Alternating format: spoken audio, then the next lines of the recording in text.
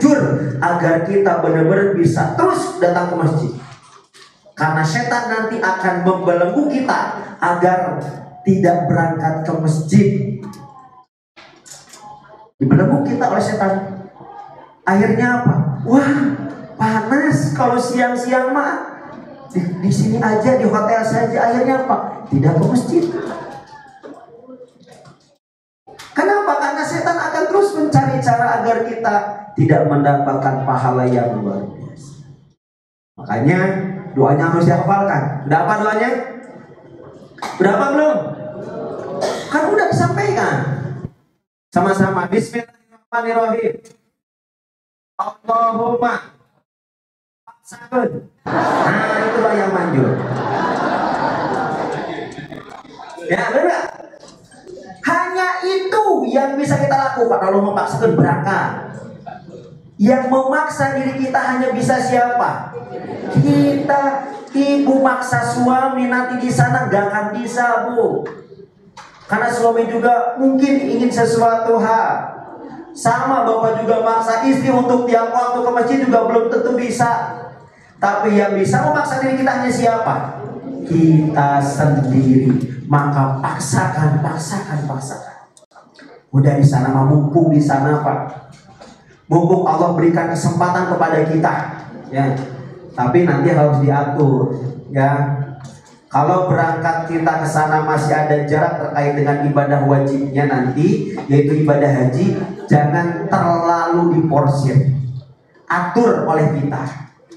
Jangan sampai nanti pada waktu utamanya, yaitu pelaksanaan ibadah hajinya, kita kelelahan, kecapean. Akhirnya apa? Puncaknya ibadah haji kita tidak maksimal. Makanya kalau hitung-hitungan sebenarnya, hitung-hitungan ini sebenarnya enaknya itu kan gelombang kedua akhir, enaknya sebenarnya. Kalau pengennya mah sebenarnya gitu kan. Tapi kan bukan kita yang ngaturnya, yang ngatur pemerintah. Ya. Jadi gelombang kedua akhir itu enak, kenapa? Sampai sana kita nggak terlalu lama untuk ibadah puncaknya dulu. Baru setelah selesai puncaknya, baru kita silahkan diporsir nanti ibadahnya.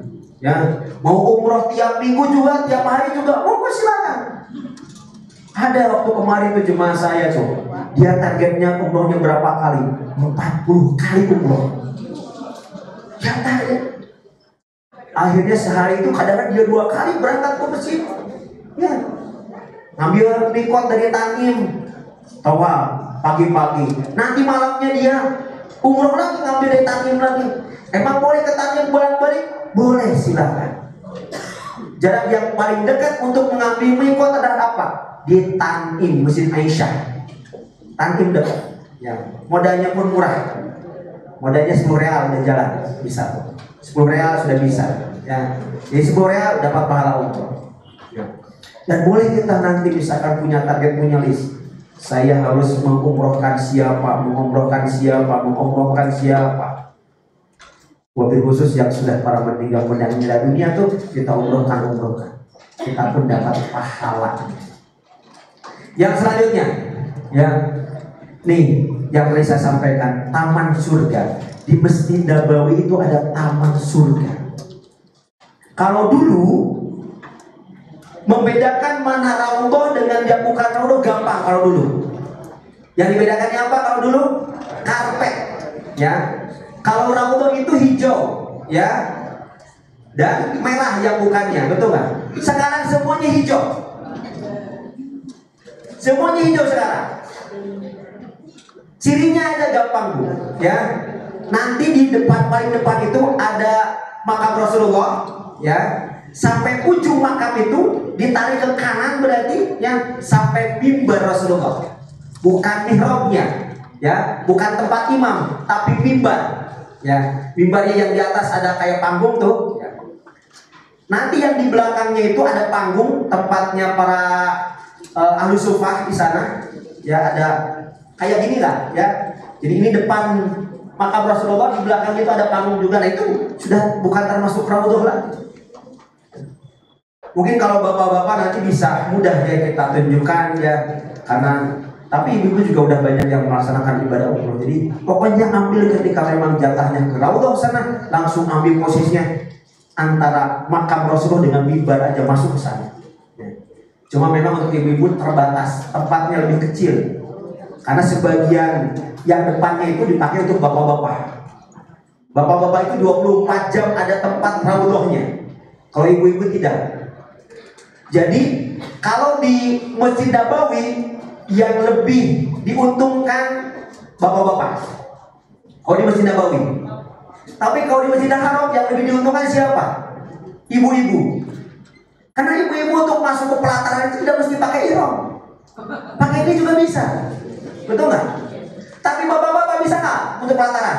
Nggak bisa, harus pakai ihram, Pak. Harus gini nggak bisa, pasti dilarang, nggak boleh.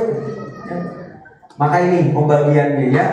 Jadi di Raudhah bapak-bapak yang mungkin, tapi tetap jatahnya hanya satu kali. Ya, karena kita biasanya dapat dari muasasah nanti dapat untuk masuk ke Raudhahnya satu kali.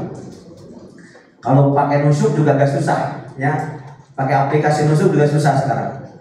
Bahkan kalau pakai aplikasi nusuk itu hanya setahun boleh sekali. Jadi ketika kita nyoba lagi tidak akan bisa, Pak. Kenapa?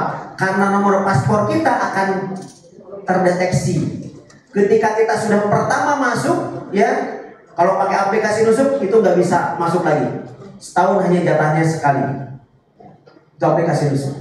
Tapi kalau pakai surat dari muassasah, ketika ibu misalkan berangkat umroh setiap bulan boleh, ya. Karena itu surat, bukan pakai aplikasi. Di taman-taman surga, maka harus sempatkan nanti kita ke sana, ya. Dan insya Allah ada jatahnya.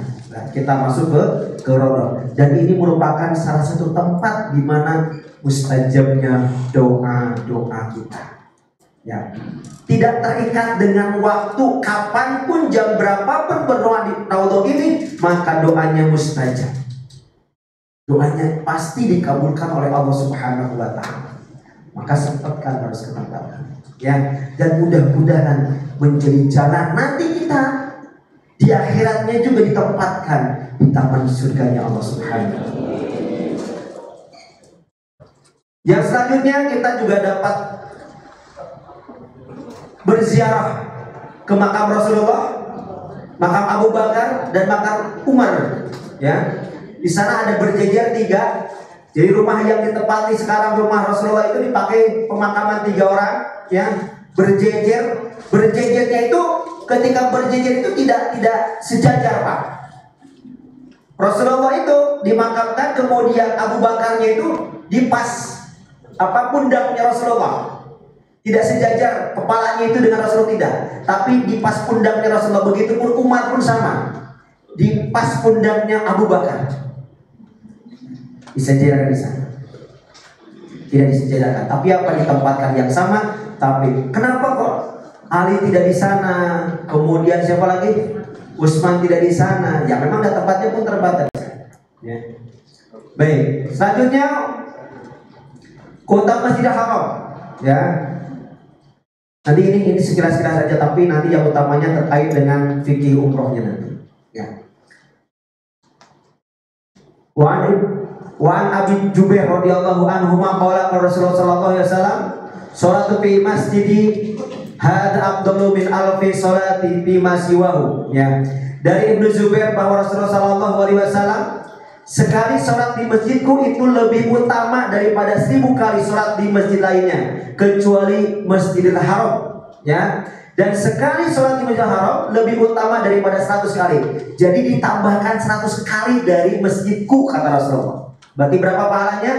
100.000 kali lipat. Berarti lebih lagi tuh, ya. Makanya ketika kita berada di kota Mekah, pastikan kita bisa memanfaatkan waktu-waktu kita untuk apa? Banyak melakukan amal-amal soleh kita. Apakah di Masjidil Haram saja? Apakah memang termasuk juga di wilayahnya? Ada beberapa pendapat para ulama, ya. Makanya salah satunya juga yang kami ambil adalah apa? Bahwa yang dikalikan 100.000 adalah bukan hanya aktivitas di Masjidil Haram, tapi selama kita di kota Mekah. Makanya untuk kurban pun, ya, kami coba untuk niatnya kita di sana Pak, biar mendapatkan pahala 100.000 kali lipat, ya. Untuk niatnya, transaksinya di sana kita lakukan. Tapi proses penyembelihannya kita lakukan di tanah air. Agar apa? Agar kemanfaatan dari daging yang kita kurbankan itu lebih bermanfaat. Karena kalau di sana Pak semuanya dipakai kurban, itu tidak terkelola dengan baik. Saya pernah ke Jabal Kurban, itu menggunung daging itu Pak. Kenapa? Karena terlambat, ya. Menyembelihnya cepat, tapi mengulitinya itu yang terlambat. Akhirnya apa? Makanya kita optimalkan, ya. Kita kerjasama dengan Darut Tauhid Peduli DTP nanti. Jadi yang melaksanakannya dari DTP nanti, tapi akadnya nanti di Tanah Suci agar mendapatkan pahalanya double, ya.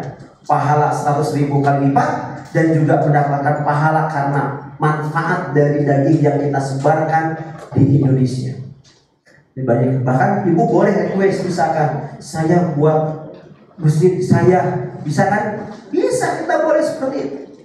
Makanya nanti silakan dikoordinasikan dengan KBIH nanti. Insya Allah kita lebih optimalkan apa yang kita lakukan di sana. Dari niatnya, dari amal-amalnya, dari kemanfaatannya pun bisa lebih optimal. Ya. Keutamaan yang lainnya bagi yang berbahagia, sholat di Masjidil Haram, pahalanya tadi 100.000 kali lipat. Ya. Di dalamnya ada Baitullah, itu rumah Allah. Ya.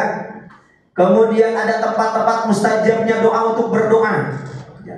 Di Masjidil Haram itu ada beberapa tempat di mana itu merupakan tempat mustajabnya doa. Ada yang namanya Mu'tazam.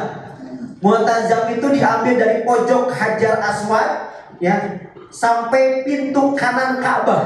Nah, pintu kanannya diambil lurus semuanya, berarti semakin belakang semakin lebar. Itu posisi Mu'tazam. Kemudian ada talang emas, ya. Di mana di sana di Hijir Ismail. Dan sekarang masuknya pun itu sekarang diatur Pak, ya. Bahkan tahun kemarin lebih banyaknya ditutup tempat tersebut, ya. Karena tempatnya kecil, orang berbondong-bondong pengen ke sana, ya. Akhirnya jarang dibuka sama, ya. Ada yang namanya apa? Sofa Marwah Masa, ya. Itu pun sama, tempat mustajabnya doa, ya. Maka ada beberapa tempat-tempat yang diberikan. Ada air zam-zam yang memberikan keberkahan bagi yang meminumnya, ya. Air zam-zam tergantung siapa yang berdoanya, dia minta apa Allah akan kabulkan. Ketika ibu misalkan ketika minum air zam-zam pengen hafal Quran, insya Allah hafal. Asal ngapalin. Ya iyalah, minumnya aja sampai 1 galon pun kalau nggak ngapalin mah tetap nggak hafal. Ya paling, tapi dengan minum menambah kecerdasan otak kita, akhirnya Pak mudah mengingatnya. Makanya perbanyak di sana itu pokoknya Bu, jangan tanggung-tanggung, banyak minum air zam-zam. Ada doanya pun khusus minum air zam-zam. Udah apa doanya? Hah? Udah apa belum? Udah apa ya? Masa sering ngumpul kesana udah belum hafal ya? Insya Allah nanti kita hafalkan di buku-buku doa, ya. Kemudian ada benda-benda yang dapat menjadi wasilah masuk surga. Nah, menjadi wasilahnya kita masuk surganya Allah Subhanahu wa taala. Siapa yang memasukinya diberikan keamanan, kedamaian, dapat melaksanakan ibadah tawaf dan menghapus dosa-dosa kita. Hanya di Masjidil Haram kita bisa melaksanakan tawaf. Di tempat lain tidak bisa melaksanakan tawaf. Walaupun bisa di Kornes, di Bin Daud itu bukan tawaf, tapi itu jumroh. Lempar jumroh ya, lempar real itu mah ya. Iya merah. Klinik-klinik hanya di Masjidil Haram, ya. Dan setiap hari Allah berikan rahmat, ya. 100 berapa? 120 rahmat. 60-nya bagi siapa? Bagi yang tawaf, ya. 40-nya bagi siapa? Yang melaksanakan sholat. 20-nya bagi siapa? Yang memandang Ka'bah. Makanya nanti di sana ketika Bapak Ibu nunggu sholat di Masjidil Haram, jangan banyak ngobrol, pandangi Ka'bah tuh. Kenapa? Dapat rahmat dari Allah. 20 rahmat Allah curahkan kepada yang memandanginya saja. Apalagi ibu bisa tawafnya, bisa sholatnya juga. 120 kita dapatkan semuanya. Maka maksimalkan. Makanya nanti ketika ibu sudah berkesempatan nanti di sana, cari tempat-tempat yang memungkinkan kita bisa langsung melihat Ka'bah. Ya atur waktunya, berarti harus lebih awal masuknya. Kalau pengen lihat Ka'bah, ini pengen lihat Ka'bah tapi masuk ke masjidnya sudah komat. Jangankan bisa masuk, bisa mendapatnya di pelataran. Pelatarannya bukan pelataran Ka'bah, di pelataran apa? Halaman. Halaman masjid dapatnya tuh. Makanya apa? Harus lebih awal kalau kita pengen memandang Ka'bah, masuk ke dalamnya ya. Bagi bapak-bapak berarti diatur nanti kapan bapak-bapak kalau pengen ke bawah ke pelataran untuk pakai ihramnya kapan ya. Kalau subuh-subuh mah sambil olahraga di lantai 3 aja tawaf sunnahnya tuh ya. Sambil nunggu syuruk di lantai 3 tuh. Selesai tawaf, selesai itu bisa langsung syuruk ya. Kurang lebih 1 jam lah di atas itu jalan kaki ya. Jalan untuk 7 putaran di lantai 3 jadi rutok. Itu enak di atas atau di lantai 2 ya. Kalau lantai 2 banyak dengan ini sih, kalau lantai 2 banyak dengan yang dorong ya. Jadi kadang-kadang kita berdesak-desakan dengan yang dorong pakai mukarobiah, sehingga kadang-kadang tubuh kita juga kena ya, betul nggak? Tapi kalau di lantai 3 insya Allah jarang kalau yang pakai arobiah. Lantai 2 banyaknya arobiah. Itu Bapak Ibu terkait dengan keutamaan Masjid Nabawi dan Masjidil Haram ya. Sekarang kita akan masuk ke fikih umrohnya ya. Ada 3 hal Bapak Ibu yang berbahagia, yang itu benar-benar harus kita perhatikan. Nanti ada syarat, wajib, dan rukunnya ya. Terkait dengan keutamaan ibadah haji umroh, yang pertama diampuni seluruh dosa-dosanya, mendapatkan ganjaran surga ya. Al-hajjul mabrur la sajada ila jannah. Haji mabrur itu tidak balasan kecuali apa? Balasannya surga ya. Makanya maksimalkan lillahi ta'ala, karena Allah Ta'ala ya. Yang keduanya biar dikeluarkan sama dengan fisabilillah ya. Jadi uang yang kita belanjakan, uang yang kita pakai, apapun yang kita pakai ya, berapapun jumlahnya, itu bagian dari fisabilillah di jalan Allah Subhanahu wa Ta'ala, dan Allah akan ganti Pak ya, akan ganti dengan yang lebih besar lagi, dan kita harus yakin itu Pak ya, harus yakin. Mungkin kita kalau mendengar kisah-kisah dari orang-orang yang benar-benar bisa melaksanakan di sana, ternyata sepulang dari sana itu mendapatkan sesuatu yang luar biasa ya. Uang yang dikeluarkan ternyata kalau ganti dengan apa? Ternyata Pak dapat bisnisan baru, dapat ini baru, luar biasa banyak kan ya. Saya pulang bulan berapa tuh ya, qadarullah Allah titipkan lagi tempat ya di Eko Pesantren ya. Dan saya minta kepada Allah ya, ya Allah pengen tempat yang biar lebih ya, biar bisa nyimpan kendaraan yang lebih luas, dan ini Allah titipkan. Makanya apa? Di sana 2 yang ada waktu mustajab doa, ada makomul ijabahnya juga. Waktu ijabahnya ada, makomul ijabahnya ada, dua-duanya ada, kita kejar ya. Kita cari waktu ijabahnya dan juga kita cari tempat ijabahnya. Dua-duanya kita lakukan tuh. Ketika ibu melaksanakan sholat tahajud di sepertiga malam, dilaksanakannya di Mu'tazam, itu dua-duanya ada. Waktu mustajabnya kita dapatkan, tempat mustajabnya pun kita dapatkan. Maka prosesnya akan lebih cepat dibandingkan dengan yang bukan tempat mustajabnya doa ataupun waktu mustajabnya doa, berbeda. Maka kita harus cari tempat-tempat itu, mendapatkan pahala jihad ya. Jadi kalau seandainya kita berangkat ke tanah suci dan meninggal dunia, maka mendapatkan pahala jihad. Maka tidak sedikit kalau orang-orang yang sudah tua itu dia pengen meninggal di sana. Iya, pengen meninggal di sana. Kenapa? kalau disolatkan di Masjidil Haram, yang menyolatkannya coba berapa ribu orang Pak? Dengar, itu didoakan oleh jutaan orang. Dan ketika dimakamkan dibagi, Rasul sampaikan, mati bersamaku kata Rasulullah. Bersamaku kata Rasulullah, mari bersamaku. Makanya apa? Ada pengen. Ya. Tapi kalau belum waktunya mah nggak meninggal di sana, betul kan? Ada yang tidak niat tapi memang udah waktunya meninggal, kan? Meninggal di sana juga. Ya. Ada yang niat-niat dan belum waktunya, sudah sampai Indonesia baru meninggal. Betul kan? Ya. Bila meninggal termasuk syahid, diterima doanya untuk diri dan orang lain. Nah ini, diri kita itu dikabulkan, untuk orang lain pun sama. Karena apa? Di sana ada tempatnya juga, tempat ijabahnya. Maka di sana kalau ada yang nitip doa, doakan sama kita. Bahkan kita tanpa sepengetahuan orangnya kita doakan. Betul nggak? Kalau misalkan dia minta kemudian kita doakan, itu wajar, betul. Tapi tanpa diminta kita doakan, itu yang luar biasa. Bahkan orang yang fitnah kita, orang yang jelekin kita, kita doakan, itu lebih luar biasa lagi.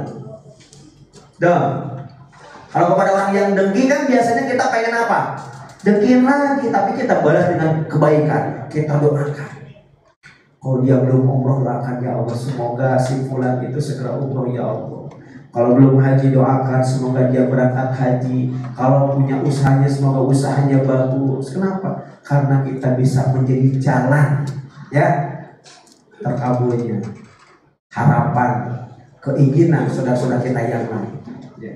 Bisa jadi banyak. Makanya dulu saya diajarin sama teman saya waktu itu. Ketika saya sebelum berangkat haji waktu itu, belum berangkat umroh, saya nanya, apa resepnya sih agar bisa berangkat ke tanah suci? Dia sampaikan, perbanyak doakan orang lain. Waktu itu 2000, saya pertama berangkat 2004 waktu itu. 2004 saya pertama berangkat, saya doanya gini, dan sampai sekarang pun saya doanya sama. Ya Allah, berangkatkanlah siapapun yang ingin mengunjungi rumahmu ya Allah. Ya Allah, berangkatkanlah siapapun yang ingin ibadah umroh, yang ingin ibadah haji ya Allah. Karena di waktu yang sama Pak, ketika kita melafazkan, mengucapkan ya Allah, berangkatkanlah siapapun yang ingin umroh, kata malaikat, begitu juga kamu. Ketika mendoakan orang untuk berangkat haji, kata malaikat, begitu juga kamu. Kita doakan oleh para malaikat. Malaikat tugasnya hanya berdoa kepada Allah, hanya ibadah kepada Allah. Sementara kita maksiat dan ibadah. Tapi para malaikat tidak. Mereka tugasnya hanya ibadah saja. Ya. Makanya apa? Kita doakan para malaikat. Makanya ini keutamaan ibadah haji, ibadah umroh, maka kita harus optimalkan. Biar ini kita dapatkan semuanya Pak. Kita mendapatkan semuanya. Maka haji adalah menyelenggarakan undangan Allah untuk mengunjungi Baitullah, tanah suci, dengan melaksanakan ibadah tertentu. Nah, ibadahnya berbeda. Tidak bisa dilaksanakan di tempat lain, ya. Dan itulah ibadah tawaf, ibadah sa'i, ibadah wukuf, ibadah jumroh, ya. Itu tidak bisa di tempat lain. Ibadahnya tertentu. Hanya ketika kita umroh dan haji saja pelaksanaannya. Sabda Rasulullah, al-hajju arafatun. Haji itu adalah Arafah. Puncaknya ibadah tidak Arafah. Maka siapapun yang ketika sudah niat labbaik Allahumma hajjan, maka akan diberangkatkan ke Arafah. Hatta dia lagi dirawat di rumah sakit sekalipun Pak. Ya, dia sudah terpasang kabel semuanya tuh ya. Ketika memang sudah waktunya wukuf, akan diberangkatkan dengan safari wukuf. Satu mobil, satu orang, padiannya hanya terbaring aja, nggak bisa ngapa-ngapain. Yang penting wukuf, wakaf. Wakaf itu apa? Diam di Arafah. Walaupun dia mungkin tidak doa, tidak ngapa-ngapain, tapi apa? Itulah diamnya kita tinggalnya di Arafah menjadi apa? Al-hajju Arafatun. Haji itu Arafah. Maka kalau tidak berangkat ke Arafah, karena Arafah ini wukuf ini menjadi bagian apa? Wajib atau rukun? Hah? Wajib atau rukun? Hah? Angkat tangan yang itu wajib haji. Hah? Angkat tangan yang menjadi rukun haji. Wajar belum disampaikan soalnya ya. Belum masuk ya. Pasti masih bingung ya antara wajib dan rukun ya. Nanti kita kupas bedanya wajib dan rukun ya. Yang membedakan dari apa? Ketika tidak dilaksanakan yang wajib ya, itu sah nggak hajinya? Sah nggak hajinya? Bingung kan? Bingung. Nanti kita kupas ya. Makanya perlu yang namanya manasik itu dulu ini Pak ya. Perlu yang namanya bimbingan manasik itu menyempurnakan ibadah kita ya. Jangan sampai ketika tidak manasik kita bingung aja di sana. Ya sudah nunggu 12 tahun sampai ibadahnya di sana gak sempurna. Walaupun mungkin mohon maaf ya, antara yang mandiri dengan ikut KBH pasti akan ada berbeda ya. Sisi biaya pasti akan berbeda. Mungkin lebih besar ketika daftar ke KBH ya. Tapi ketika mandiri ya tadi ya, pendampingannya pun mandiri ya. Banyak yang terjadi ketika mereka berangkat sendiri ke sana, belum punya pengalaman umroh, belum punya pengalaman haji, sampai sana dia kebingungan ya. Bingung di sana mau ngapain. Bahkan mohon maaf kita sudah belajar pun sampai sana masih bingung juga. Masih bingung karena di sana udah suka bingung, ini habis ini ngapain, habis ini ngapain, habis ini ngapain ya. Makanya Pak, ini perlunya kita melakukan manasik ya. Ibadah haji terdiri dari dua. Yang pertama umroh, yang keduanya wukuf. Ini puncaknya. Makanya nanti ya, kalau dalam bab hajinya ada 3 pembagian haji itu ya. Haji apa? Tamatu. Haji apa lagi? Qiron. Haji ifrad ya. Yang membedakan dari apanya? Dari pelaksanaan umrohnya nanti. Kalau tamatu itu umroh dulu baru hajian, baru wukuf ya. Kalau qiron, apa qiron? Haji dulu baru umroh. Kalau ifrad dibarengkan ya. Jadi dia haji langsung umroh, dibarengkan. Yang membedakan nanti dari damnya. Kalau tamatu dan qiron ada damnya ya. Tapi kalau ifrad itu tidak ada dam. Boleh. Nanti silakan ibu bapak boleh milih yang mana. Setelah nanti kita uraikan kelebihan ifrad, kelebihan dari qiron dan lain-lainnya. Setelah ibu paham, boleh silakan nanti untuk memilih nanti. Kami tidak akan memaksa bapak ibu untuk tamatu, tidak melarang-larang untuk ifrad. Silahkan sesuai dengan kemampuan diri kita ya. Tidak boleh dipaksa-paksa. Saya ingin sempurna, lebih bagus ibadahnya dengan ifrad, karena ifrad itu lebih lebih tantangannya lebih besar ya. Lebih besar tantangannya kalau ifrad itu ya. Karena nanti menjaga atau berpakaian ihramnya itu sampai ya selesai dua-duanya itu dilakukan. Makanya nanti luar biasa tangan. Maka di sana tidak apa-apa, tidak melaksanakan dam ya. 2 ini umroh dan wukuf ya. Bagian dari haji hanya 2 ini ya. Jadi kalau misalkan tidak umroh ya berarti tidak sah hajinya ya. Karena bagian dari rangkaian ibadah haji. Maka kalau orang-orang yang ibadah haji sudah pasti dia akan atau pernah umroh. Tapi kalau yang sudah umroh belum tentu dia berhaji. Karena haji itu hanya bulan Dzulhijjah ya. Makanya kalau ibu misalkan hanya pernah sekali-kalinya ibadah haji, ditanya, "Bu sudah umroh belum?" Sudah. Kapan? Ya lagi hajian. Betul nggak? Tapi kalau dia sudah umroh berkali-kali, bahkan setiap bulan, tapi belum pernah ibadah haji, maka ketika itu udah haji belum? Belum. Karena apa? Walaupun tiap tahun berangkat ke sana, tidak. Makanya apa? Sudah pasti orang yang berhaji pasti akan melaksanakan ibadah umroh, karena rangkaian dari ibadah haji salah satunya dengan apa? Melaksanakan ibadah umroh. Arti dari umroh apa itu? Meramaikan. Ya, secara bahasa meramaikan. Meramaikan apa? Meramaikan Masjidil Haram dengan ibadah tertentu. Ya. Ibadah tertentunya apa? Tawaf, sa'i, tahallul, itu ibadah tertentunya. Dan itu hanya bisa dilakukan kita di Masjidil Haram. Ya. Jadi seandainya ibu kalau umroh, melaksanakan umroh, walaupun tidak ke Masjid Nabawi, umrohnya sah nggak? Sah, karena Nabawi itu tidak ada kaitan dengan pelaksanaan ibadah umroh. Itu hanya pelengkap, ya, pelengkap dari ibadah-ibadah kita yang lain. Ya rugi saja kalau kita ke Mekah tapi tidak ke Masjid Nabawi, rugi. Kenapa? Sama-sama pahalanya luar biasa di sisi Allah Subhanahu wa taala. Ya. Jadi meramaikan Masjidil Haram dengan ibadah-ibadah tertentu dan tempat-tempat tertentu. Ya. Tempatnya ada Hijr Ismail, ya, kemudian ada Maqam Ibrahim, kemudian ada Mu'tazam dan lain-lainnya. Perbedaan sholat dan umroh, ya.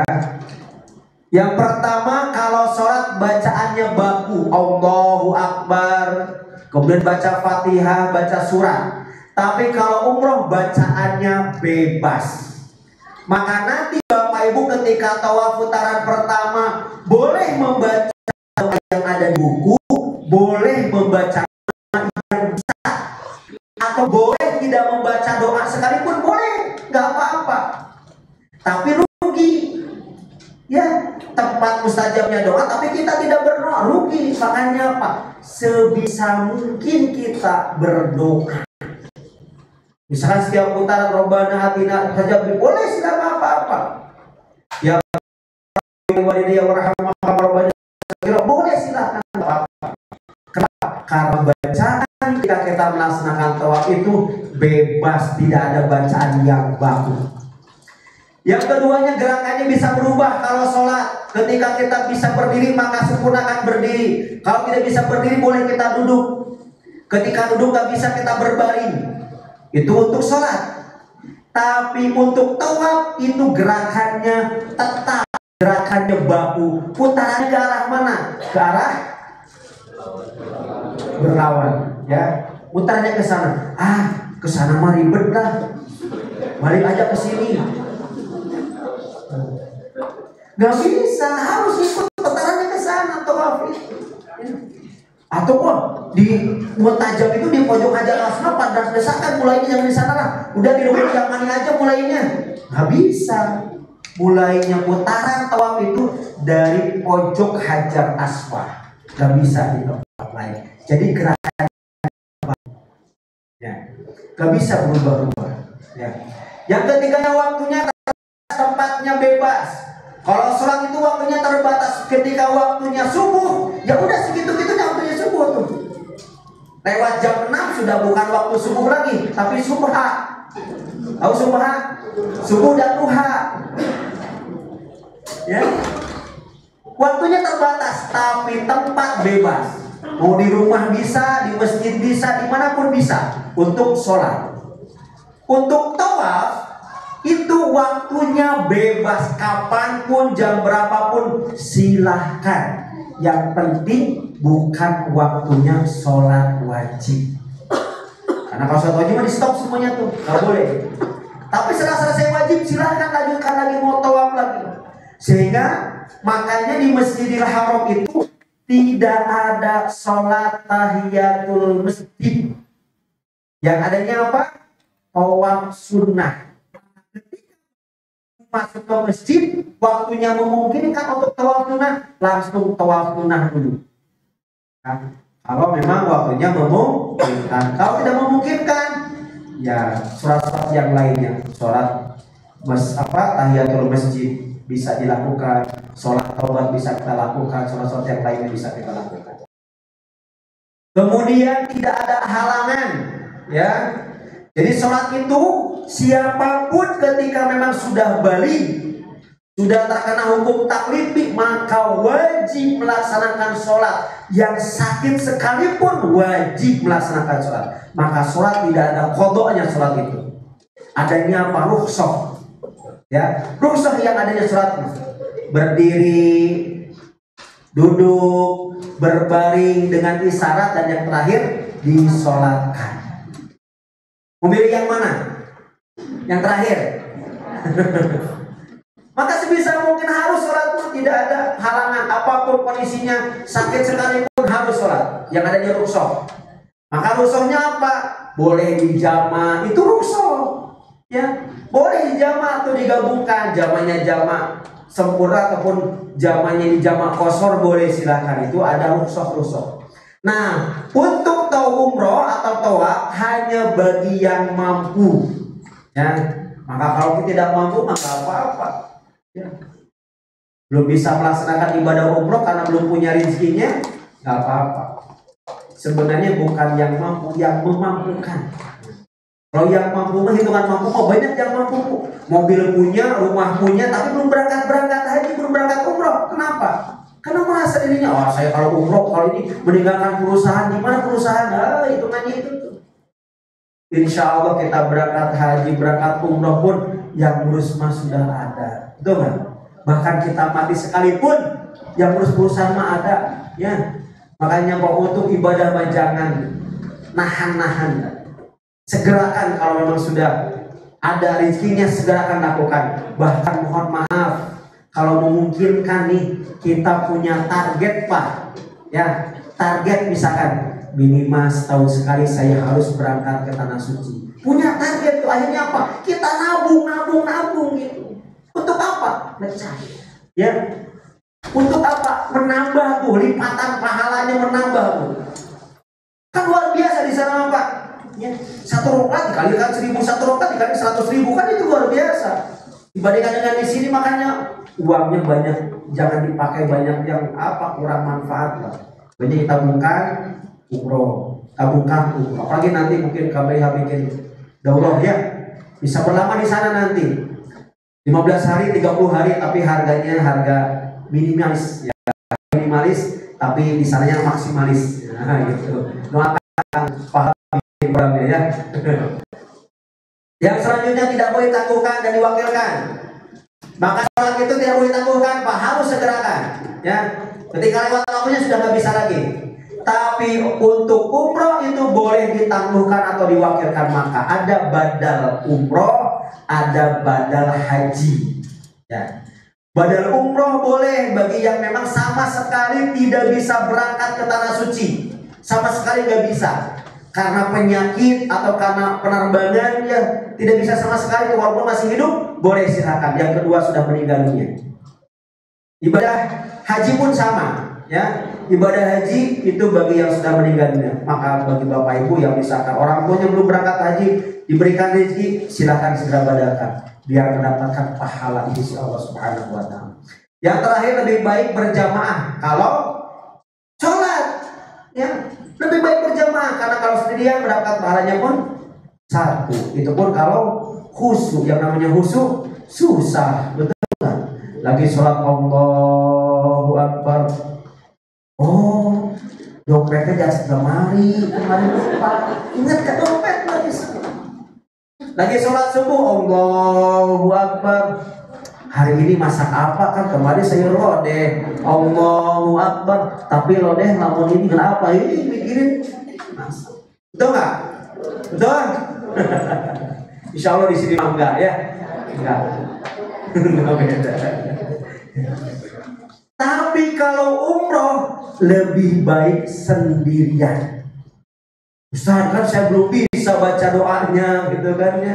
Nah, nanti teknisnya nanti di sana secara ikhtiar nanti akan maksimalkan dengan nanti ilmunya kita berikan, kemudian kita praktekkan juga, sehingga nanti kondisi di sana Bapak Ibu yang berbahagia pasti kondisinya sangat kredit sekali ya. Maka kenapa kami pernah disampaikan juga oleh alumni-alumni bahwa haji mandiri ya, umroh mandiri dalam arti apa? Tidak terlalu ketergantungan ke kepada pembimbing ibadah. Ya, betul nggak? Karena mohon maaf, misalkan saya sebagai pembimbing, misalkan ini Maya, saya pembimbing ibadahnya nih. Kan misalkan nggak bisa ngikat Bapak Ibu semuanya pakai ikat, misalkan nggak bisa apa biar tidak tercecer kan nggak bisa di sana. Akhirnya ketika kita masuk, pas sudah langsung tuh, ya kita kehalang ke apa sama rombongan yang lain juga, pastinya ada ini di sini, ada di sana, tercecer pasti Pak Bu. Ya. Salah satu yang kita akan optimalkan dengan ikhtiarnya apa? Menggunakan receiver radio. Itu salah satu ikhtiarnya. Itu hanya ikhtiar manusia. Qadarullah tahun kemarin saya ketika sudah sampai di dalam, apa yang terjadi? Gangguan tuh, gelombangnya akhirnya apa? Tidak terdengar. Banyak hal yang terjadi, ya. Tapi secara ikhtiar manusia kita akan maksimalkan ikhtiarnya, ya. Tapi yang terjadi nanti kita tidak tahu apa skenario Allah, betul nggak? Makanya kita pastikan Bapak Ibu minimalnya tahu gerakannya, tahu rangkaiannya. Jangan mikirkan doanya, jangan mikirkan. Karena kalau berpikirannya doanya panjang-panjang, betul nggak? Panjang-panjang doanya juga. Ibu jangan sampai doanya panjang, jangan, udah ada. Yang penting apa? Ibu hafal bagaimana gerakannya itu, urutannya hafal. Itu aja yang pentingnya. Doanya bisa dengan bahasa Indonesia, bisa dengan bahasa Jawa, dengan bahasa Inggris silahkan. Tidak mesti dengan bahasa Arab, ya. Tidak mesti.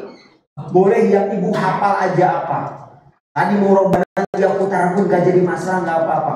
Allah Maha tahu. Bahkan mohon maaf, Robbana itu sebenarnya doa yang paling komplit. Doa sapu jagat. Sapu jagat itu kan sapu sajagat tuh Bang. Dikumpulkan semuanya, betul kan? Kan kita doa itu pengen apa? Bahagia untuk anak-anak, bahagia rumah tangga. Itu bahagia di mana coba? Di dunia. Robbana atina fid dunya hasanah. Naik jabatan di dunia, betul nggak? Pengen ganti mobil di dunia, betul nggak? Pengen ganti pasangan, enggak ya? Ini pasangan bapak malah. Pulang malah. Pengen ganti apa, bisa naik jabatan lain, itu kan dunia. Dan yang palingnya apa? Wabil akhirati hasanah. Di akhirat bahagia. Yang bahagia berarti apa?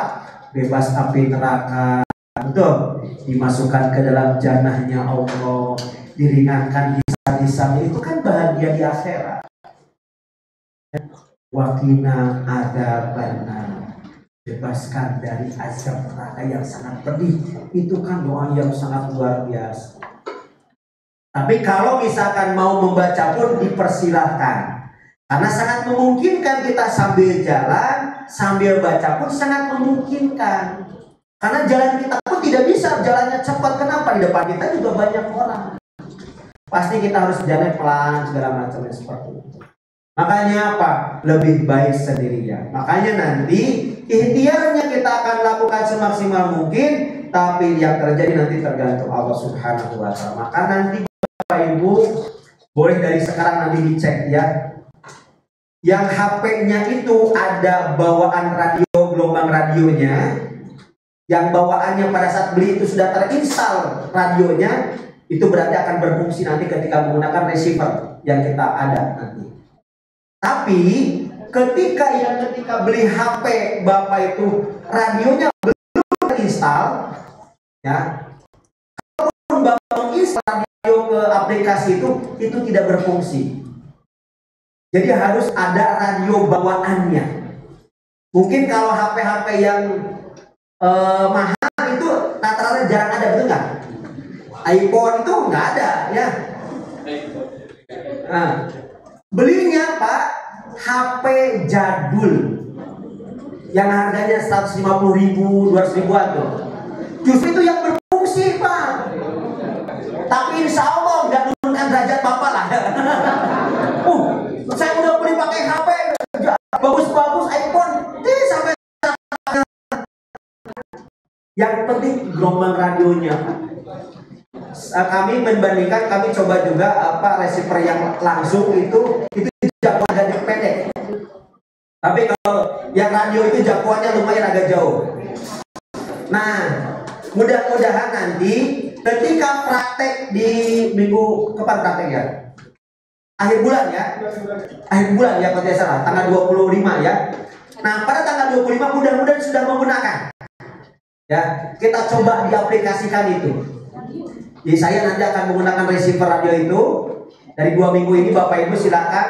Kalau yang ketika beli HP-nya sudah terinstall radionya, insya Allah itu berfungsi. Tapi kalau yang belum, berarti ya mengeluarkan modal tambahan lah ya. 200.000 lah. 200.000 insya Allah. Nanti kalau bisa perlu bantuan Kang Eri, kemudian teman-teman KBA monggo silahkan nanti ya, dibantu mungkin yang dipilihkan. Intinya HP jadul yang hanya nerima telepon saja.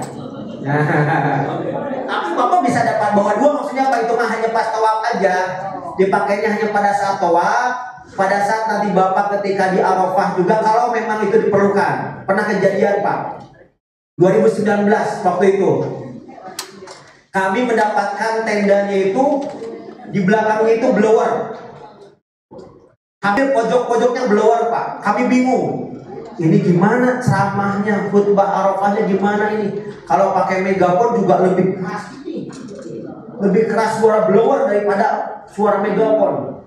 Akhirnya apa? Salah dituliskan, Bu silakan keluarkan HP-nya, keluarkan handsetnya, kita akan gunakan receiver radio gelombang ini. Akhirnya apa? Alhamdulillah. Ya, saya tidak harus teriak-teriak khutbah, tapi ibu umbut-umbutan gitu ya. Umbut-umbutan itu kayak kanangan tuh kan, bukan. Tapi mendengarkan ceramah, gitu ya. Mendengarkan khutbah Arafah ya. Zikir pun sama, kita akhirnya menggunakan itu. Amin, jadi terbantu. Dan alhamdulillah kami semenjak 2019 itu tiap tahun menggunakan receiver itu. Dan membantu sekali Pak, sangat membantu sekali ya. Yang penting nanti ketika pas tawaf masih terdengar suara saya, nanti bacaan doa dipandu ya. Jadi minimal nanti ketika sudah selesai, Bu silakan menuju ini nanti akan ada panduan.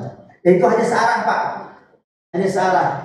Saya aja yang bisa ngomong, Bapak nggak bisa balas. Ya Ustaz, saya sini enggak. Kalau bisa jawab semuanya saya bingung kan. Saya bingung suara siapa Wah. Dia searah nantinya ya. Jadi hanya kendalinya saya aja yang ngomong, bisa Bapak Ibu bisa terima suara saya aja. Jadi serunya seperti itu. Ya, dia betul. Nggak bisa yang pakai wireless, nggak bisa. Harus yang pakai kabel. Wireless nggak bisa. Nah, ini uniknya apa betul? Jadi memang unik. Jadi memang benar-benar jadul Pak. Benar-benar jadul ya. Jadi kalau yang pakai ini pakai Bluetooth nggak bisa Pak. Jadi harus benar-benar yang pakai kabel ininya, handsfree-nya ya, yang pakai kabel Bluetooth yang nggak bisa, yang tanpa kabel. Saya udah nyoba yang tanpa kabel tetap nggak bisa. Kita memang harus pakai kabel. Ya.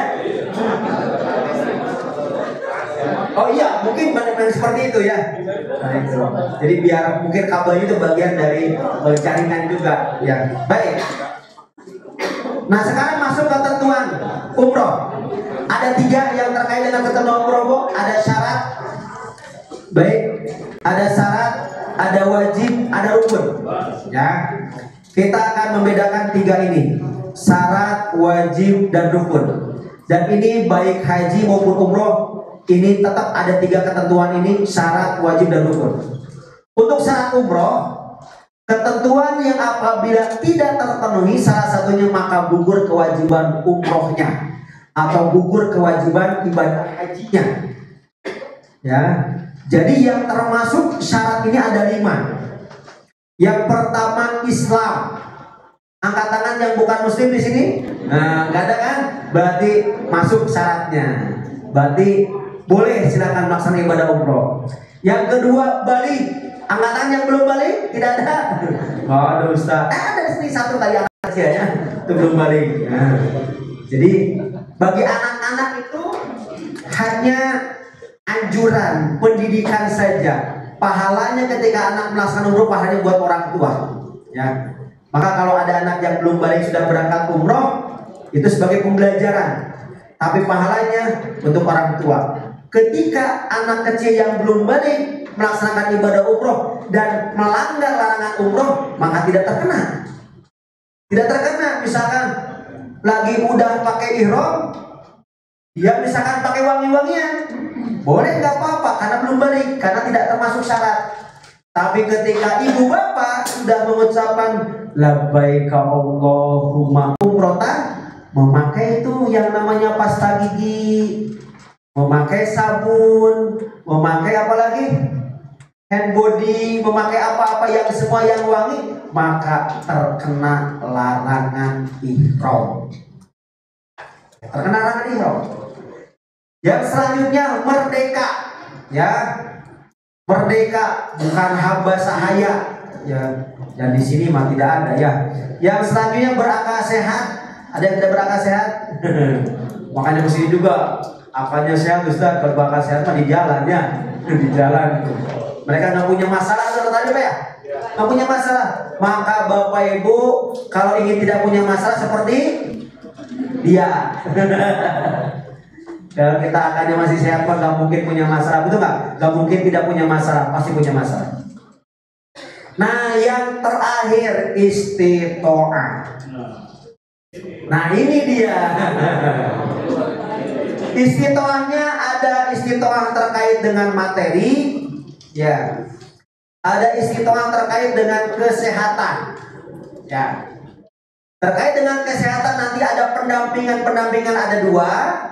Ada pendampingan obat, ada pendampingan manusia. Itu ya.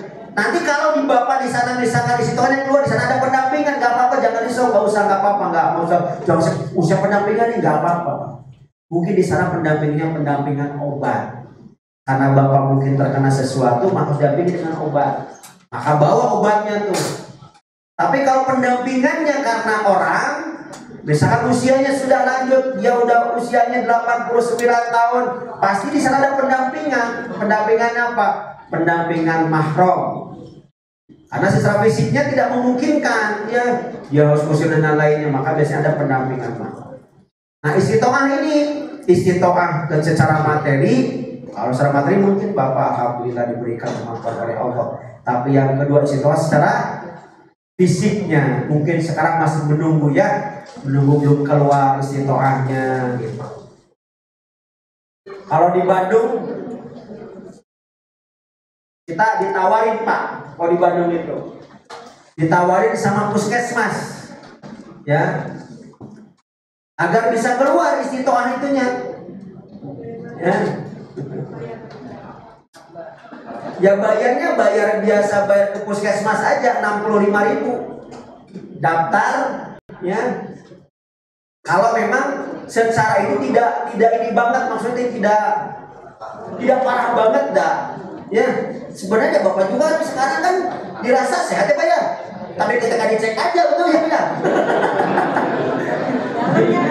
Makanya Pak, saya itu Pak pantangan. Ya, saya itu kadang-kadang nggak mau MCU Pak. Jadi saya nggak mau Pak. Kenapa? Suka ketahuan tuh.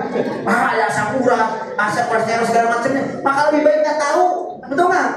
Yang penting kita jaga aja minumnya, makanannya gitu. Udah. Kalau tahu semakin apa coba? Semakin stres. Aduh, ini. Makanya nih bang jangan tahu. Udah aja sama minum suplemen aja, suplemen minumnya terus aja udah. Saya juga baru saya nyaris Pak diperiksa itu medical check up itu, saya kalau mau berangkat haji saja. Kalau tidak haji mah itu pun sebagai syarat aja, ya. Kalau nggak harus medical check up saya juga nggak mau medical check up tuh. Akhirnya tahu sekarang tuh, Ustaz ada asam urat, Ustaz ada kolesterol, tapi alhamdulillah masih wajar. Sehingga kemarin waktu diperiksa pertama untuk syarat bimbing itu langsung keluar istitoahnya. Tapi menurut saya yang sama-sama diperiksa ke puskesmas, hasilnya apa? Ini kemudian saat ini ada jantung. Siapa tuh? Ini sebagai syarat pendamping. Nggak bisa Ustaz. Akhirnya sampai sekarang belum. Sama-sama dengan saya dia. Beliau ditugaskan di Bandung untuk pendampingan ini 135 ya. Saya di Jakarta, alhamdulillah saya keluar di situ aja. Beliau belum keluar sampai sekarang. Tapi ya itu tadi, ini mah tidak.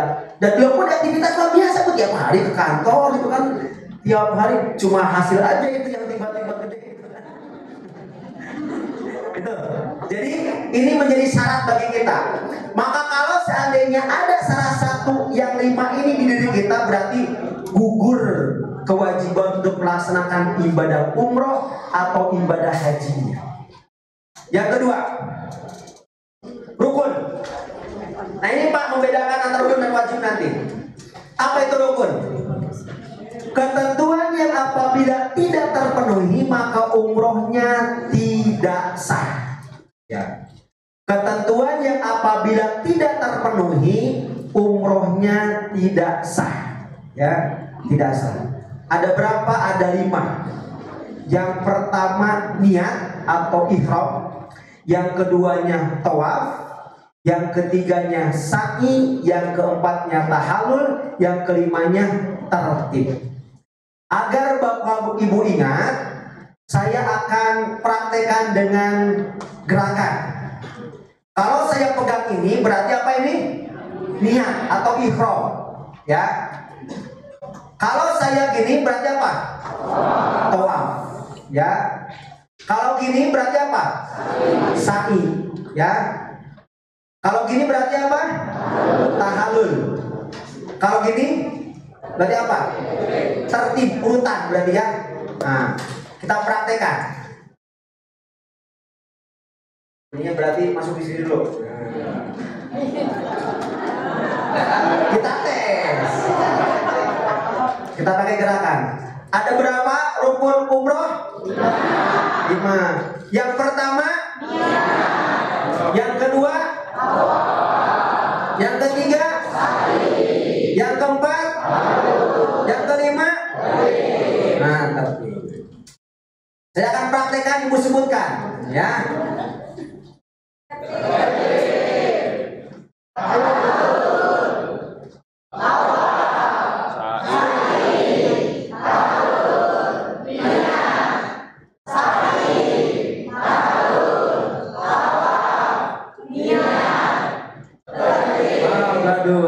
Tepuk tangan, alhamdulillah. Mudah diingat kan?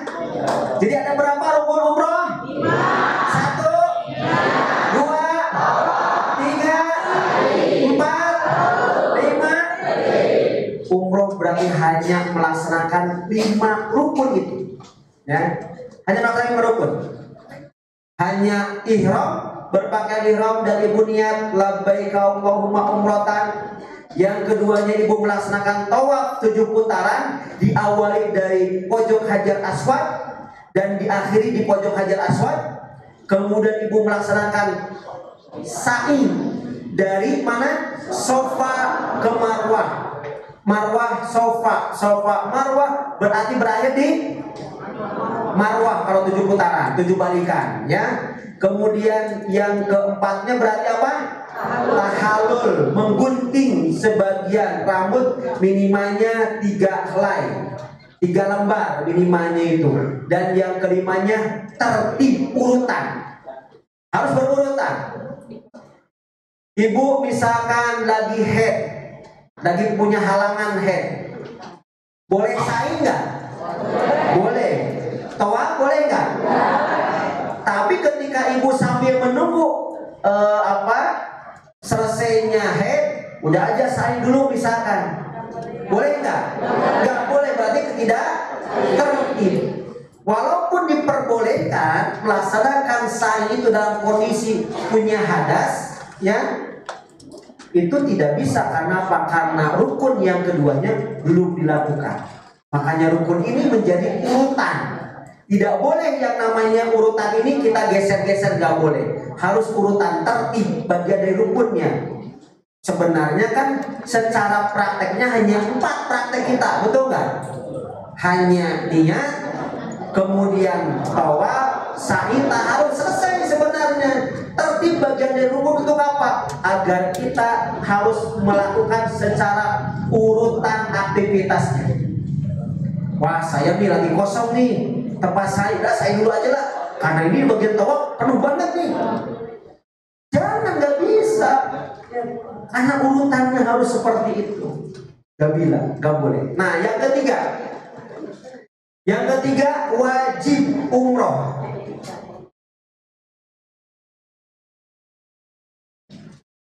Wajib umroh. Apa itu wajib? Ketentuan yang apabila dilanggar maka umrohnya tetap sah tetapi membayar dam. Nah itu Pak ya. Ketentuan yang apabila dilanggar umrohnya sah tapi membayar dam. Ya, damnya nanti ada uraian-uraiannya. Ini nggak ada jam. Ada jam berapa sekarang?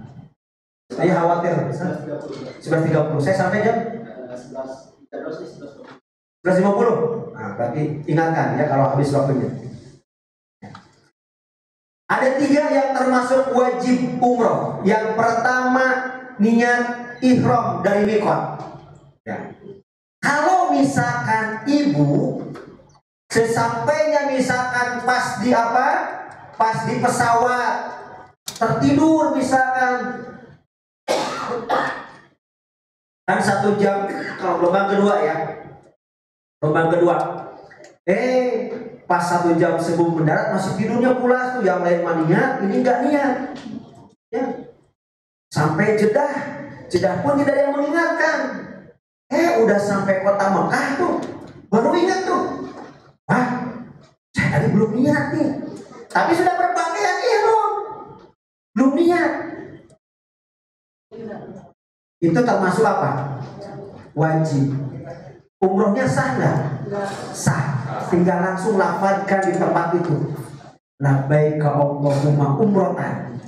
Walaupun niat di tempat mikot misalkan lupa, umrohnya masih tetap sah karena termasuk dari wajib umroh. Tinggal nanti Bapak Ibu membayar dam karena lupa ya. Untuk niatnya nanti bayar damnya dengan kambing. Kambing berapa real? Ya sekitar 500-600 real. Kalau di bank di sana kurang lebih 750 real. Kalau pakai bank Arosi ya. Kemudian yang keduanya meninggalkan yang dilarang dalam ihram. Apa yang dilarangnya? Yang berlaku bagi bapak dan ibu 7 poin. Ya. Yang berlaku bagi ibunya saja ditambah 2 poin. Jadi berapa? 9. Bagi bapak-bapak ditambah 3 poin Pak. Berarti berapa bapak-bapak? 10. Larangan ihram bagi ibu-ibu ada 9 poin. Bagi bapak-bapak ada 10 poin. Kita harus meninggalkan larangan ihram itu yang 9 dan 10 itu selama kita sudah melafadzkan labbaika Allahumma umrotan. Sampai kapan? Sampai tahalul selesai. Nah hitung nanti berapa jamnya tuh. Kita hitung umpama ya, misalkan bapak gelombang pertama ya. Karena kalau lihat ini sayanya Jakarta gelombang pertama. Kemarin juga tahun kemarin gelombang pertama, bahkan gelombang pertama awal. Hampir awal. Tahun sebelumnya juga sama. Ya. Ambil contohnya misalkan. Kalau Bapak Ibu melakukan perjalanan umroh ya dalam haji ini dari gelombang pertama, berarti mikotnya di mana? Di Bir Ali. Berarti setelah Bapak Ibu melaksanakan arba'in di Masjid Nabawi akan ke Mekah, berarti kita dari hotel akan berangkat menuju Masjid Bir Ali kurang lebih 1 jam atau setengah jam perjalanan. Ya, sampai di Masjid Bir Ali, Bapak Ibu sudah melafadzkan labbaika Allahumma umrotan. Itu murai itu berarti. Dari Masjid Bir Ali sampai kota Mekah itu kurang lebih 5 jam lagi. Ya, 5 jam tuh. Sampai hotel. Ya, di hotel kurang lebih 2 jam sampai 3 jam. Berarti tambahnya berapa tuh? 8 jam. ya. 8 jam kemudian kita praktek untuk tawaf sa'i tahalulnya kurang lebih berapa jam kira-kira Pak? 4-5 jaman lah ya. 4-5 jam. Karena dengan berdesak-desakannya. Kalau sendirian mah cepat ya. Tapi kan dengan membawa jumlah banyak itu nunggunya yang lama kadang-kadang.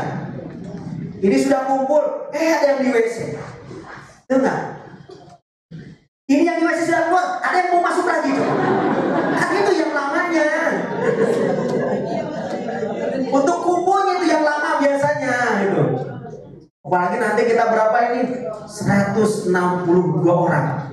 Ini baru yang terdaftar 162 nih. Ya? Untuk kumpul 162 kan perlu waktu, betul kan? Apalagi nanti di hotelnya juga berdesak dengan yang lain lagi. Kita untuk kumpul bareng juga susah. Karena lobbynya hotel juga nggak bisa ngumpulin barang seperti ini, Bu. Lobby hotel itu paling hanya menampung berapa, coba? Paling di sana banyak kursi-kursi dan lain-lainnya, wah susah kumpulnya. Ya, itu berarti ambil 3 jam, ya, dengan kegiatan tadi 4-5 jam. Dihitung nih berapa tuh? 11 jam itu, Bu. Nahan 11 jam, nahan larangan ihram 11 jam. Ya. Kalau gelombang kedua, ya gelombang kedua nih. Berarti Bapak nanti mulai niat itu 1 jam sebelum mendarat. Ya, sampai 1 jam. Di bandara kurang lebih 2 jam, 3 jam. Dari Jeddah menuju Mekah kurang lebih 2 jam. Berarti berapa? 5 jam. Ya, 5 jam. Kemudian di hotel 2-3 jam. Hampir sama sebenarnya, betul nggak? Hampir sama, kurang lebih 11-12 jam kita menahan larangan-larangan ihram. Untuk umroh, ya, pastikan umroh dulu nih. Ketika untuk umroh Bapak Ibu menahan larangannya kurang lebih hanya 11 sampai maksimal kurang lebih 15 jam saja. Ya. 15 jam Bapak Ibu menahan larangan-larangan ihram. Maka ketika larangan ihramnya Bapak Ibu langgar, umrohnya tetap sah, tapi membayar dam. Ya. Itu nanti kita membahas apa yang menjadi larangan ihramnya. Yang ketiganya melaksanakan tawaf wada. Maka ketika kita akan meninggalkan kota Mekah, ya, maka itu menjadi bagian wajib hajinya melaksanakan tawaf wada. Oh, saya kan head Ustaz, gimana tawaf wadanya? Dari luar saja dengan melambaikan tangan. Bismillahirrahmanirrahim, Allahu Akbar. Selesai. Bagi ibu-ibu yang head, ya. Jadi nggak apa-apa nggak ke dalam juga, dari luar saja, dari pelataran itu sudah selesai. Ya, apa? Ya, nggak mesti kan itu di dalam masjid. Kan bagi yang head nggak boleh. Tawaf kan itu dalam kondisi harus suci. Betul nggak? Kan tadi head itu hadas. Baik tawaf sunnah maupun tawaf wajib itu harus dalam kondisi suci, gitu mah ya.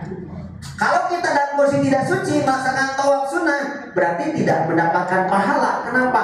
Karena syaratnya untuk tawaf sunnah itu harus dalam keadaan suci, sama seperti sholat. Ya, baik tawaf sunnah maupun tawaf umroh, ya sama-sama. Nanti ada beberapa tawaf, ada tawaf sunnah, ada tawaf qudum, ada tawaf umroh, ada tawaf ifadah, ada lainnya. Kita akan kupas di dalam bab hajinya. 3 hal ini ya yang menjadi ketentuannya, ada syarat, ada rukun, ada wajib. Syarat umroh ada berapa? 5. Yang pertama, yang kedua, yang ketiga merdeka, yang keempat berapa syarat, yang kelima istiqomah. Rukun umroh ada berapa? Yang pertama, 2, 3, keempat, kelima. Wajib haji ada umroh ada berapa? Yang pertama, yang kedua meninggalkan yang dilarang, yang ketiganya tawaf wada. Itu yang menjadi bagian rangkaian ibadah umroh, ketentuan-ketentuan. 3 hal ini baik umroh maupun haji nanti sama ketentuannya, cuma poin-poin yang berbeda nanti ya. Untuk syarat sama baik haji maupun umroh, tapi yang menjadi rukun dan wajib yang berbeda nanti ya. Kita akan kupas di minggu depan nanti kalau bab haji. Pengertian mikot, apa itu mikot? Baik umroh maupun haji dalam melaksanakannya harus menetapkan mikot untuk berihram, niat dan berpakaian. Mikot adalah batas waktu dan tempat untuk memulai melaksanakan umroh ataupun haji ya. Batas tempat atau waktu untuk melaksanakan ibadah umroh dan ibadah haji ya. Jadi ada mikot makani, ada mikot zamani ya, nanti ada 2. Sekarang masuk ke mikotnya. Yang pertama mikot makani itu apa? Batas tempat untuk mengambil mikot ya. Ada beberapa tempat ketika Bapak Ibu mengambil mikot untuk melaksanakan ibadah haji maupun ibadah umroh. Di mana saja? Yang pertama Dzulhulaifah, yaitu Masjid Bir Ali. Yang keduanya Juhfah, yang ketiganya Yalamlam, yang keempatnya Qadul Manazil, yang kelimanya Jatu Irkin, dan yang keenamnya tempat lainnya yang sejajar dengan kelima mikot tersebut ya. Jadi ada beberapa tempat. Contoh ketika Bapak Ibu sudah di kota Makkah ya, ada yang namanya Tanim, ada Jirona, ada Hudaybiyah. Itu beberapa tempat yang sejajar dengan 5 mikot ini ya, 5 mikot ini. Ada juga Qadul Manazil yang di bawahnya gitu kan, itu bagiannya. Yang keduanya zamani, mikot zamani. Apa mikot zamani? Yaitu batas waktu untuk memulai berihram. Nah, ada 2, mikot zamani untuk umroh, mikot zamani untuk haji. Nah, untuk haji itu mikot zamaninya kapan? Mulai 1 Syawal sampai terbit fajar pada tanggal 10 bulan Zulhijjah. Ini mikot zamaninya. Untuk mikot zamani umroh itu sepanjang tahun ya, kecuali yang dimakruhkan yaitu hari Arafah dan hari Nahar dan hari Tasyrik. Itu makruh untuk melaksanakan labbaika Allahumma umrotan. Jadi gak boleh dimakruhkan mengambil umroh, niat umroh ketika ibu di hari Nahar, di hari raya, baik hari raya Idul Fitri maupun Idul Adha. Yang keduanya di hari Arafah ya. Kan Ustaz lagi kosong, mumpung kosong. Ya, kan semua jemaah haji kan lagi di Eropa. Di Masjidil Haram kan kosong, betul nggak? Kosong, udah aja umroh biar luasa, nggak boleh ya, makruh. Yang ketiganya hari Tasyrik tanggal 11, 12, 13 bulan Zulhijjah, setelah kita menyembelih atau berkurban ya, itu 5 menit lagi, baik ya. Mikot ibadah umroh ya. Ini tempat-tempat untuk mengambil mikot di Bir Ali. Bagi gelombang pertama nanti pasti kalau gelombang pertama ngambil mikotnya di Bir Ali, karena lulusan dari Madinah ya. Yang kelewati di Madinah berarti hanya Bir Ali nanti tempatnya. Kalau Qadul Manazil itu sudah di Mekah, jaraknya kurang lebih 100 km ya, kurang lebih dari kota Mekah. Yalamlam, Qadul Manazil, Jatu Irkin dan tempat sejajar ya. Nanti kalau sudah masuk di kota Mekahnya, nanti ya tempat yang memungkinkan kita bisa mengambil mikot di Tanim, Masjid Aisyah, kemudian di Jirona ya, atau Jirona lebih jauh ya. Kalau dalam rangkaian ziarah mungkin kita akan melakukan ngambil dari Jirona atau dari Hudaybiyah, dua tempat itu. Kalau nanti Bapak Ibu berkesempatan nanti ke Taif ya, itu kita biasanya sepulang dari Taif kita ngambil mikot di Qadul Manazil itu nanti. Nah, ini setelah petanya Bapak Ibu, peta untuk mengambil mikot ya. Di peta-petanya nanti.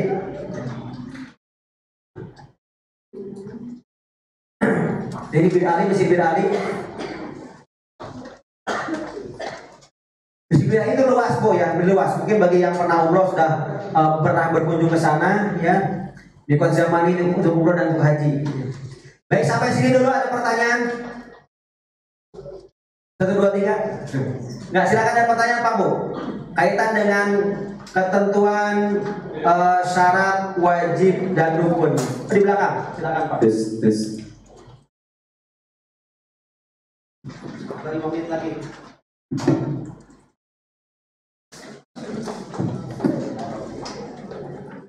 Assalamualaikum warahmatullahi wabarakatuh. Waalaikumsalam warahmatullahi wabarakatuh. Pak Ustadz, saya mau nanya terkait dengan tadi kan haji itu umroh dan wukuf. Nah, kalau kita gelombang pertama itu umroh yang wajib cuma satu ya, cuma sekali ya. Tapi ada syaratnya, itu ada syaratnya nggak? Kapan harus diambilnya? Apakah setelah 1 Syawal atau gimana? Ya, untuk umroh rangkaian ibadah haji, ketika kita mengambilnya haji tamatu, maka pada saat kita memasuki kota Mekah, itu Pak. Jadi gak boleh ditangguhkan dulu nanti, ya. Jadi ketika kita masuk kota Mekah, udah langsung umroh, ya. Baik gelombang pertama maupun gelombang kedua, ketika ngambil tamatu, maka langsung pada saat hari itu juga, ya, kita melewati. Kalau di gelombang pertama dari Bir Ali berarti, ya. Jadi ketika masuk kota Madinah tidak niat apa-apa, ya. Selesaikan aja di sana kita untuk apa? Ngambil arba'in, sholat 40 waktu berjamaah di masjid dengan imam, ya. Tidak tertinggal takbiratul ihramnya imam. Selesai kita mengambil arba'in, baru kita akan berangkat ke kota Mekah, maka itulah perjalanan langsung umroh Pak. Walaupun kehajiannya masih lama, ya, misalkan haji masih 15 hari nih, ya, Bapak gelombang pertama awal misalkan kehajiannya masih 15 hari, tidak boleh itu kita tangguhkan untuk umrohnya kalau ngambil tamatu. Harus langsung dulu, karena kita ngambil tamatu, umroh dulu baru hajian. Jadi Bapak memakai kain ihram, ya, dari hotel, dari maktab, kemudian sampai Bir Ali mengambil niat labbaika Allahumma umrotan, melakukan perjalanan tadi 15 jam menunggu apa? Meninggalkan larangan karena perjalanan, kemudian nunggu di hotel dan lain-lainnya sampai tawaf, sa'i tahallulnya kurang lebih 15 jam. Setelah itu Bapak ganti baju, ganti kain ihramnya dengan pakai baju biasa lagi sampai menunggu waktu hajian tanggal 8 bulan Zulhijjah. Ya, gimana Bu? Bagi yang head, kecuali bagi yang head niatnya sama tetap dari Bir Ali labbaika Allahumma umrotan. Kalau waktunya sampai pelaksanaan ibadah hajinya masih lama, sebaiknya tidak ditangguhkan dengan menggunakan obat, ya, karena itu bagian dari karunia Allah bagi perempuan untuk haid itu, ya. Kecuali misalkan waktunya mepet ke hajian, gelombang kedua misalkan itu menjelang waktu hajian, tidak ada waktu lagi nih untuk apa? Untuk menahan atau tidak langsung melaksanakan tawafnya. Contohnya misalkan hanya 4 hari, sementara ibu headnya minimal kan seminggu, betul kan? Seminggu berarti saya nggak mungkin tuh. Makanya nanti bagi ibu-ibu ketika sudah mendapatkan jadwal masuk kloter berapa, penerbangannya tanggal berapa, langsung cek. Saya biasanya head tanggal sekian. Ya gitu. Langsung nanti konsultasikan, ya. Boleh dengan dokter atau dengan pembimbing ibadah. Kalau bukan pembimbing ibadah terkait dengan nanti pelaksanaan ibadahnya, ya. Karena kalau pas hajian mah bebas sebenarnya. Pas hajian mah tidak ada yang memang dalam pelarangan pun gak jadi masalah. Tapi yang paling utama umrohnya. Karena di sana ada tawaf, ya. Kalau wukuf gak jadi masalah, kemudian jumroh juga masalah, ya. Kemudian mabit gak jadi masalah, tapi tawaf ini yang harus dilakukan. Nah, kalau seandainya masih banyak waktunya untuk menunggu masa sampai kelas ibadah haji, sebaiknya ditunggu aja. Tapi tetap larangan ihram berlaku. Gitu ya. tetap menjaga larangannya. Selama haid itu tetap menjaga larangan-larangan ihram yang 9. Berarti selama masa menunggu sebelum tawaf itu, ibu menunggunya di kamar. Berarti ketika misalkan yang lain umroh, ibu nunggu di kamar ya. Tapi selama menunggu sampai selesai haid itu harus menahan dari memakai wangi-wangian, tidak mencabut mencukur bulu dan kuku kulit ya, tidak membunuh binatang ya, tidak menutup muka, tidak menutup telapak tangan ya. Pokoknya larangan yang 9 ibu harus meninggalkannya. Itu ya Bu ya. Baru setelah selesai, gimana untuk bersucinya ketika sudah selesai haid? Silakan tinggal mandi saja, tidak mesti pakai sabun. Yang penting air semuanya rata ke sekujur tubuhnya, tidak usah menggunakan sabun atau wangi-wangian yang lainnya. Gitu ya Bu ya. Jadi tetap dilakukan, tapi menahan sampai tadi selesai haidnya gitu. Gitu Bu. Baik, Ustaz. Berhubung waktu, silahkan untuk semua pertanyaan nanti bisa disampaikan setelah sesi sholat zuhur. Ustaz akan kembali di sesi Ya. Baik Bapak Ibu, terima kasih. Kita akan kembali selepas duhur. Mudah-mudahan waktu selepas duhur kita efektifkan, karena untuk membahas kaitan dengan umroh ini hanya hari ini ya. Mudah-mudahan selesai nanti ya, sampai menjelang asar itu kita akan membahas tawaf, sa'i dan tahallulnya, kemudian larangan-larangan ihram dan lain-lainnya. Terima kasih Bapak yang berbahagia, mohon maaf yang sebesar-besarnya. Wassalamualaikum warahmatullahi wabarakatuh. Waalaikumsalam warahmatullahi wabarakatuh. Ustaz Haji Muhammad Abdul